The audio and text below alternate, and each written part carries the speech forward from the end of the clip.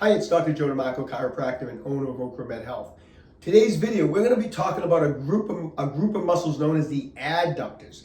Now, this is a group of muscles that oftentimes is very neglected by people. They don't give it the proper amount of mobility work that these muscles require. And these muscles oftentimes can get very tight on athletes or even just the average person. And this can lead to a whole slew of problems. Groin problems, hip problems, low back problems, knee problems, the list goes on and on. So in today's video, I'm going to show you how to do some fascia release work on the adductors and how to stretch out the adductors to prevent all of these issues. Or if you're currently having a problem with the adductors, these techniques are going to help get you feeling better, okay? Before we get into today's material, I really appreciate it if you just take a moment right now, subscribe to my channel, OcraMed Health on YouTube, click that little bell notification. It notifies you every time I upload a new video. And at the end of today's video, if you find the information helpful, I'd appreciate a thumbs up. Okay, so let's take a couple minutes and just talk about the adductor muscles. The adductors are a group of muscles, two kind of primary functions. One is when they contract, they pull the legs together, they adduct the legs together, and they also are responsible for internal rotation. So they turn the leg in this direction internally. Now, there's primarily like 5 muscles that make up the group of muscles known as the adductors. The smallest and highest adductor muscle is known as the pectineus. This little muscle up in here is the muscle that when it gets strained, a lot of people refer to it as a groin strain because you're going to feel that high, pain up in the groin area. Then you have 3 muscles that are known as the adductor brevis, the adductor longus, and the adductor magnus, and along the inner thigh. And then we have a long muscle known as the gracilis that goes all the way down to the knee. And so these 5 muscles, the pectineus, the adductor longus, brevis, and magnus, and the gracilis, make up this group of muscles known as the adductors. And when you put those 5 muscles together, there's a lot of soft tissue in here, a lot of muscle. There's between in the inner thighs area, this is a large group of muscles. And a lot of times it's not given the love and attention that it actually deserves. I've had a lot of patients come in over the years with some really, really tight adductor muscles, like certain athletes, like I find like hockey players that don't stretch out properly. I mean, they have such tight adductor muscles, and it's an injury waiting to happen.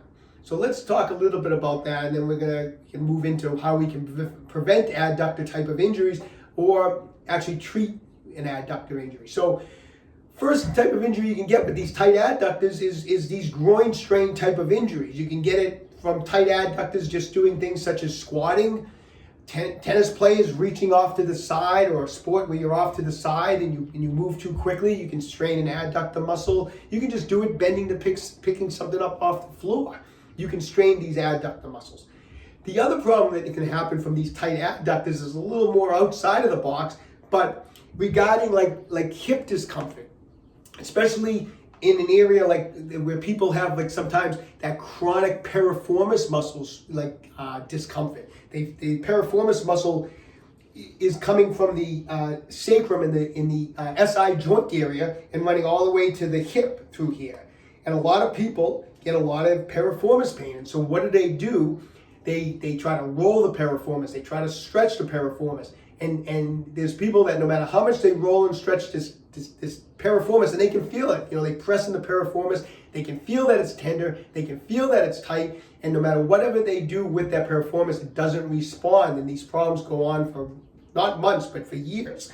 Well, that piriformis muscle is there, whereas the adductors internally rotate, the piriformis muscle externally rotates. So if you have a group of super tight adductor muscles, what happens is that tightness of the adductor muscles is pulling the femur bone, the leg bone, into internal rotation. And what that does is it creates chronic tension on the piriformis muscle. So all that tightness in the adductors is just simply rotating, and as it rotates that femur bone, it actually putting chronic stress on the piriformis. So now that piriformis is sore and it is tight, but it's because it's chronically being stressed out. And actually stretching it, rolling it, it might feel good temporarily, but it keeps coming back because you're actually making it worse. All you're doing by loosening the piriformis is allowing those adductors to actually even pull the leg into more internal rotation as you loosen it up. and it's a downward spiral. And what needs to be done, it isn't the piriformis, it's that needs the stretching and the rolling. It's these adductor muscles that are actually chronically kind of tight, and they're pulling the leg in that direction, okay? So anyways, these adductors can be a real pain, and they can cause a lot of problems. So what we're going to do today is I'm going to show you how to do some fascial release work on these adductors to break up any scar tissue or any fascial adhesion buildup that you've developed over the months and years. And then I'm going to show you I'm going to follow that up with how to stretch them out, okay? So stay tuned, let's get right to it. Okay, so I'll be honest, I mean, doing soft tissue work on the adductor muscles is probably not the easiest area of the body to do soft tissue work on. I mean, it's much easier to work on the hamstrings or the quadriceps. The adductors can be a little tricky, so we got to get a little creative here. Now, I've been in practice for 33 years. I've done soft tissue work on the adductors, a variety of techniques using a variety of different soft tissue tools, and I've basically come to the conclusion that the best way to get to the adductors is with like a spiky massage ball. So I mean, this is a Tai Chi Max ball from OcraMed Health. Can you use a roller? Yes. Can you use a smooth ball, like a lacrosse ball, tennis ball? I mean, yes. Is it nearly as effective as using like a spiky massage ball? No.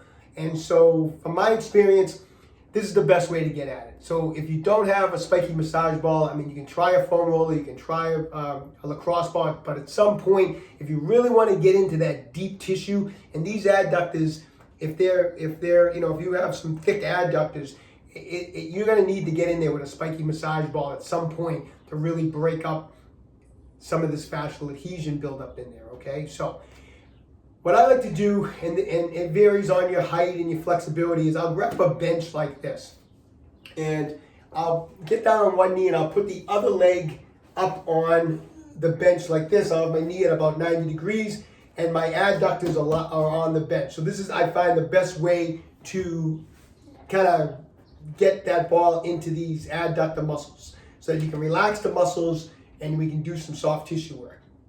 So take the massage ball. We're going to start up as high as you can. So try to get into the bench as tight as you can here and get that massage ball as close to the pelvic area here as you can. Okay, so we're going to start up as high as we can, probably be hitting some of the like the pectineus muscle as get up as high as we can with the massage ball.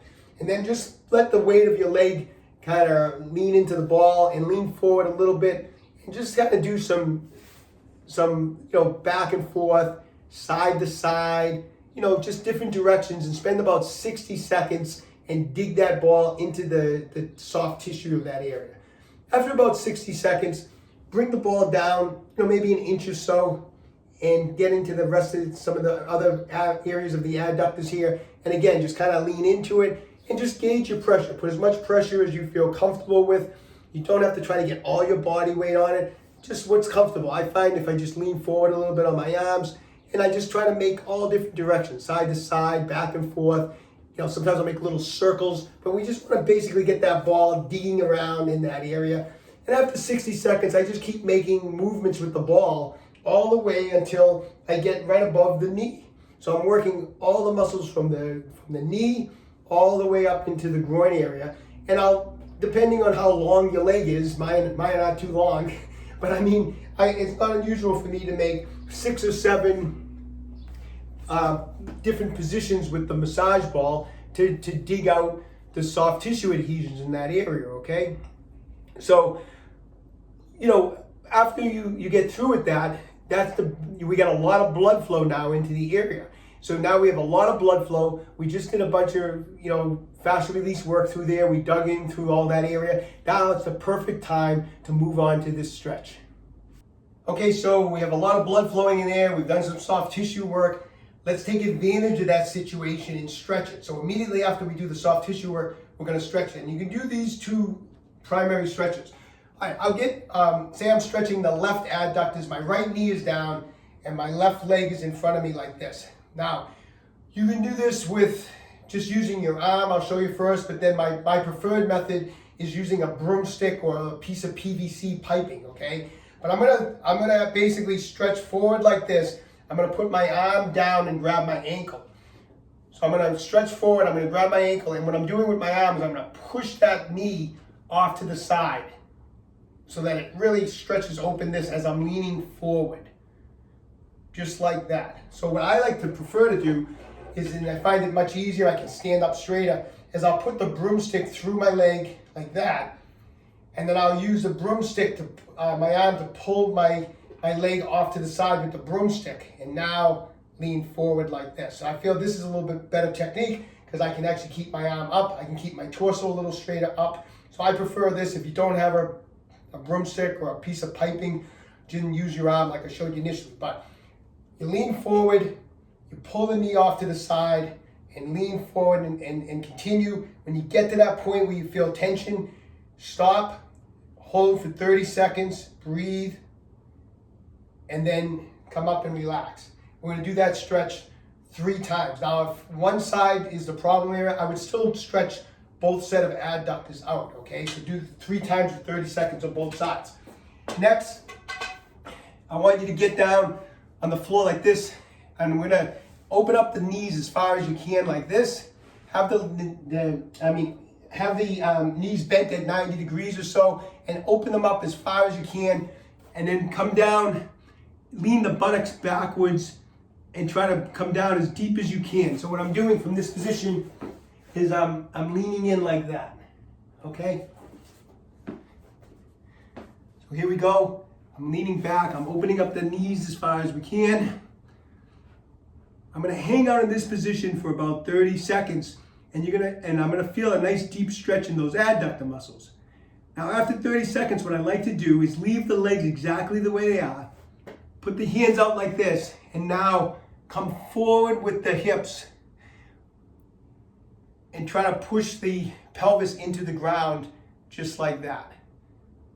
And hold this position now for 30 seconds. Now the important part of this second part of the stretch is don't let the legs, the knees come up and turn in like this. We want to keep the knees just like that.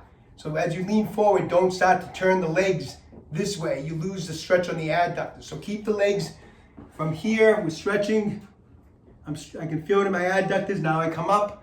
I start leaning forward. I leave the knees just the way they are. I start to let the hips sink into the floor. And I'll just hold this position for 30 seconds. So that's kind of 1 rep. If I go back here for 30 and come up here for 30, that's 1 rep, and I want you to do that stretch 3 times. All right, so I hope you find that information helpful.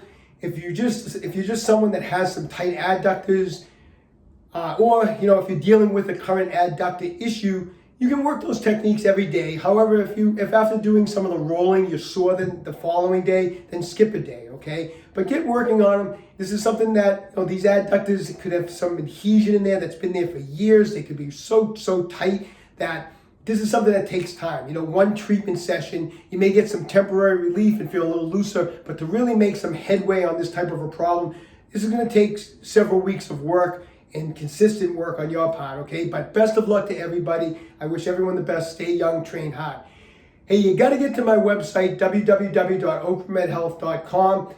Why? Because I have a brand new product. It's called the Bodyweight PRO. It is a body weight exerciser. It is absolutely awesome. It took me months to design this thing. I got it just right, just the way I like it. And it's available now on the website. So when you get a second, check it out. Also on the website, we have in stock some of those Tai Chi Max balls that I used in today's video. So anyways, check it out when you have a chance.